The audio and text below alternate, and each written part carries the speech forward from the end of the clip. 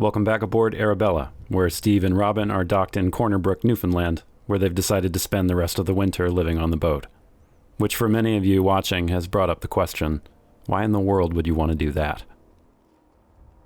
Even the locals are confused why we would choose to overwinter in Corner Brook. And to be honest, it really ticks all of our boxes. So we are on the seawall right behind me, and this winter we're going to be tied to the floating dock over where this power boat is. And the harbor here is really small, so it will freeze over this winter, but the ice doesn't move, and many boats, frailer than Arabella, have frozen in here over the winter. So we don't really need to worry about anything safety-wise. Arabella is totally safe here. We can hook up to shore power. It's a super short walk to where we are now, which is the yacht club, if we want to do laundry and take showers. Corner Brook is home to, I believe, 19,000 people or so, and it services a lot of the surrounding towns here. So anything we could really need or want, we can get right here in Corner Brook. So it has any facilities or resources that we would need over the winter. Everything we want for winter activities is right here in and around Corner Brook. There's a downhill ski mountain in town, there's amazing backcountry skiing, there's ice climbing right in around here, and even better stuff up in Grossmorn. So our mentality, if it's gonna be winter, let it be winter. We wanna ski, we wanna ice climb, we wanna be in the backcountry. And this is the place to do it. And in the spring, it's a short, beautiful hop over to the south coast, and we can have some amazing summer adventures there. After that, who knows? But we are so excited for the winter to come, and we are loving our time in Corner Brook.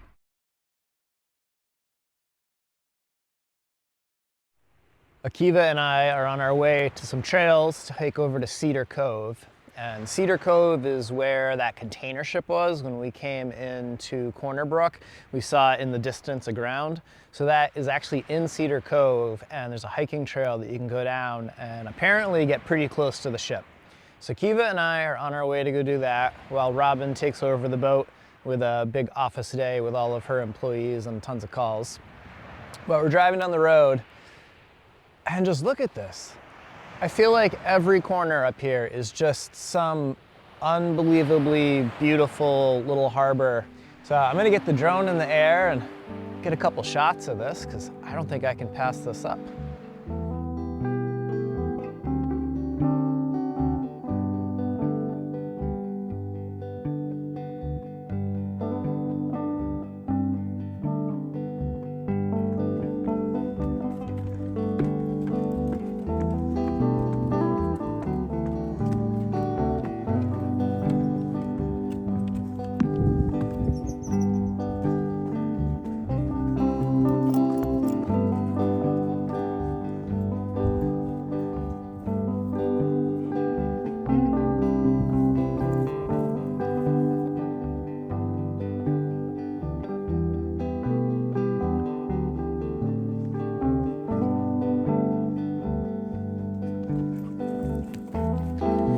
Man, these woods are so dense. So like, careful not to poke your eye out.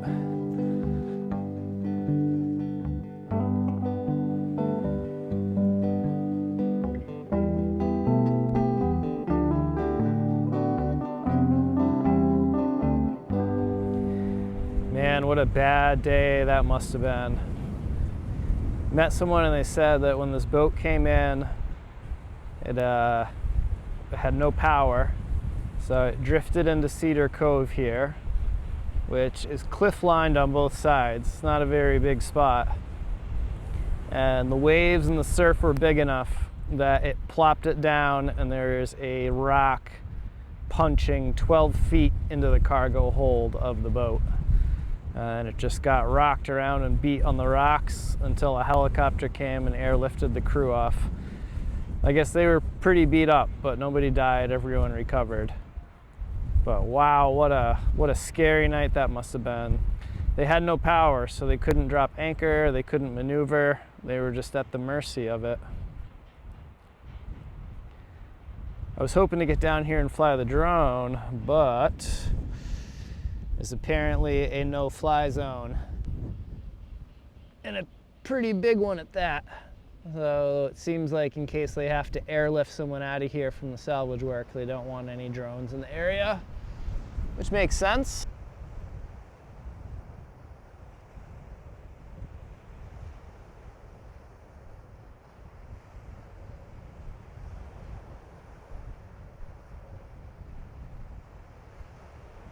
Check out these driftwood huts. It's amazing how much debris is on this beach. This one's pretty elaborate.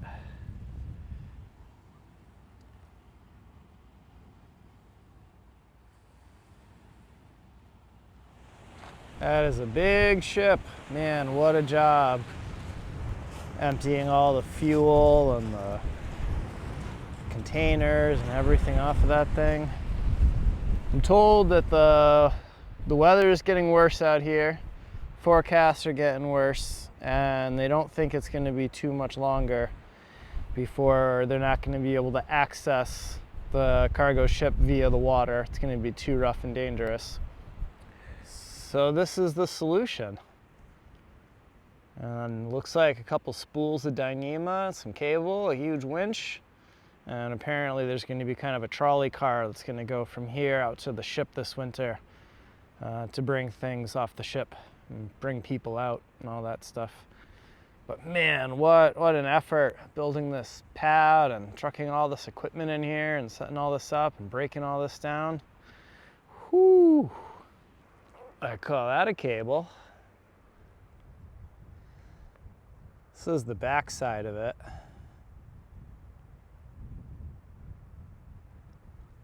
Look at the size of that tackle. It's huge cables. Look at this chain. I don't think I've ever seen a chain this big. Look at that. That's one way to make an anchor.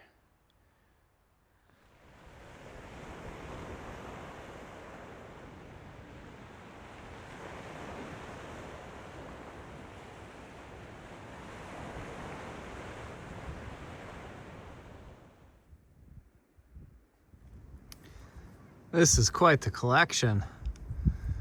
If I'm not mistaken, these are whale bones and moose antlers, caribou antlers, lots of fenders.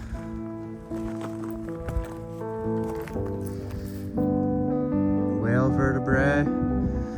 I'm assuming all of this is washed up here over the years.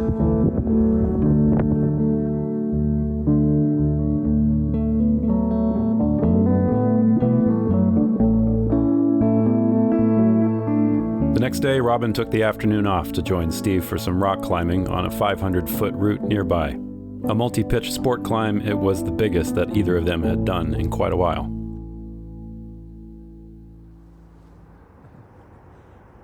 We heard a rustling and all of a sudden an apple almost fell on Robin's head. What's up, dude? He's a way better climber than us. I could watch Squirrel TV all day. Squirrel TV? Yeah, oh yeah. They're a hoot. They're so cute. The access to this particular climb starts at the Bearhead Trail. So we're going to hike up the Bearhead Trail and we're going to look for a climber's trail that breaks off to the right. And climbers' trails kind of look like game trails and kind of look like the trails that we were following in the Northern Traverse. They are not often well marked, they are not often well traveled, and it's just a bit of a path that climbers have created going into and from the crag. All right, so we're looking for a sharp left turn up a rocky chute and a trail branching off to the right. This looks like that. Trail off to the right. Sharp left up a rocky chute. That is a rocky chute if I've ever seen one. Yeah, all right, rock on.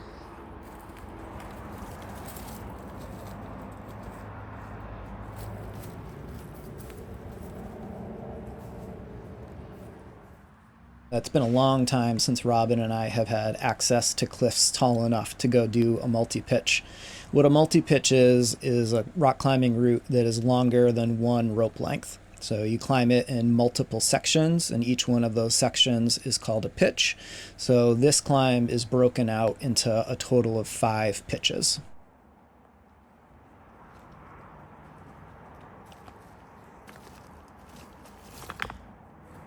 The big talus or scree field at the base of this wall shows how friable and broken this rock is. A lot of the scree is somewhat fresh, and a lot of it is small. So when you're at a base of a wall and it's nothing but giant, humongous blocks, you know that the rock is probably pretty solid and doesn't fall very often. When it's just a bunch of little small stones all around the base of the climb, you know that there's a lot of loose rock to deal with. Crossing the talus and the scree fields is something that can be dangerous because it is loose and it's real easy to start rocks tumbling, and you can even start the equivalent of an avalanche, but with rocks if you're really uncareful or very unlucky. As Robin and I traverse these scree fields, we always make sure that we are not above one another.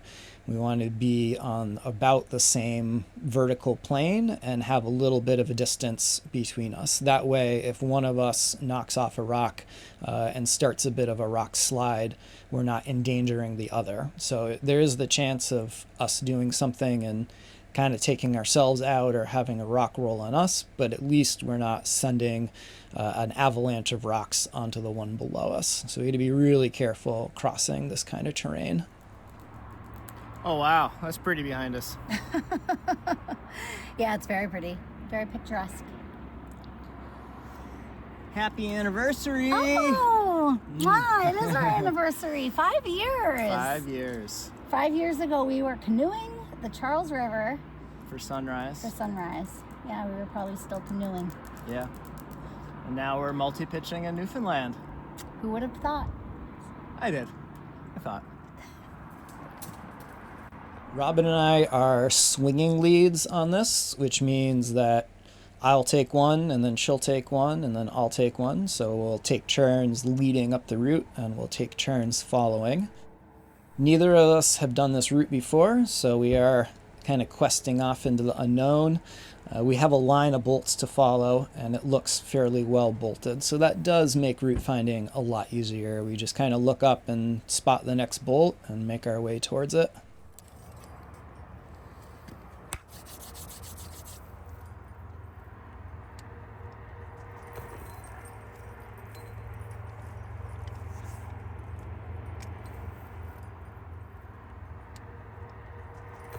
When we're climbing on a cliff that has the potential for loose rock, the absolute safest place to be is very close to the wall.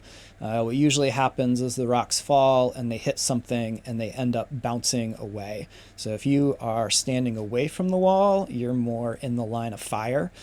So as we're climbing, if I or Robin knock something off and we know that we knocked something off, we will yell, "Rock, rock, rock," as loud as we possibly can. And the person belaying, the person below the climber, will just put themselves as close to the wall as you can and kind of pull your neck into your shoulders underneath your helmet, kind of like a turtle, and brace for impact and really hope that being close to the wall, the rocks just bounce off and deflect it away from you.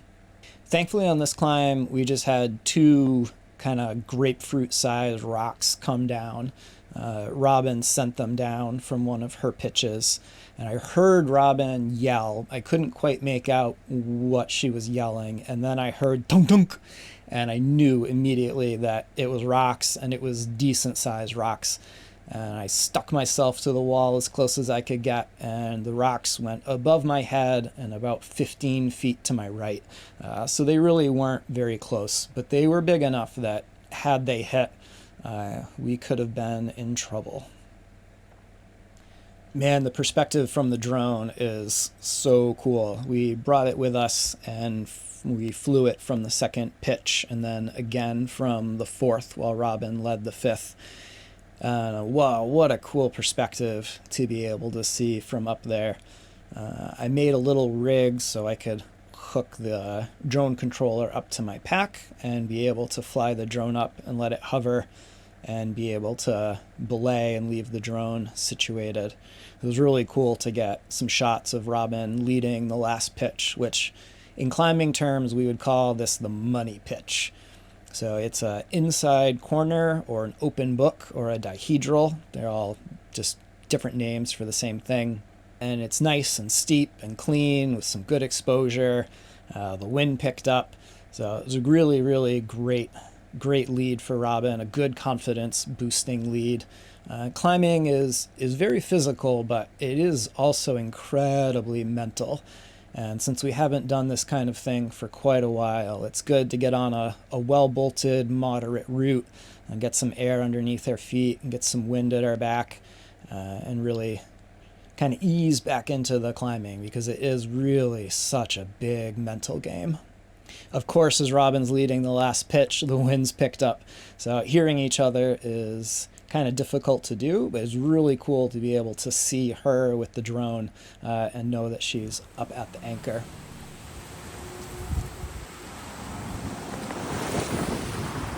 I'm super impressed. Good job. Really? Yeah. It's not hard, but it's not trivial.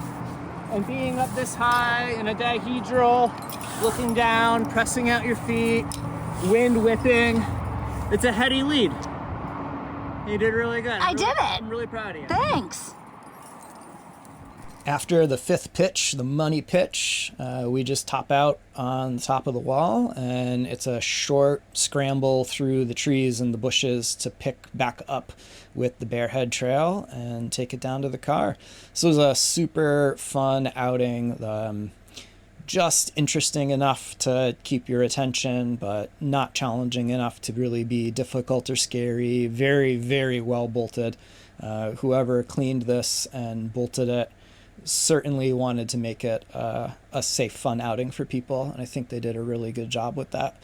This might be one that we come back and do again. This was a really enjoyable climb, and that last pitch, man, such a great route, such a great line.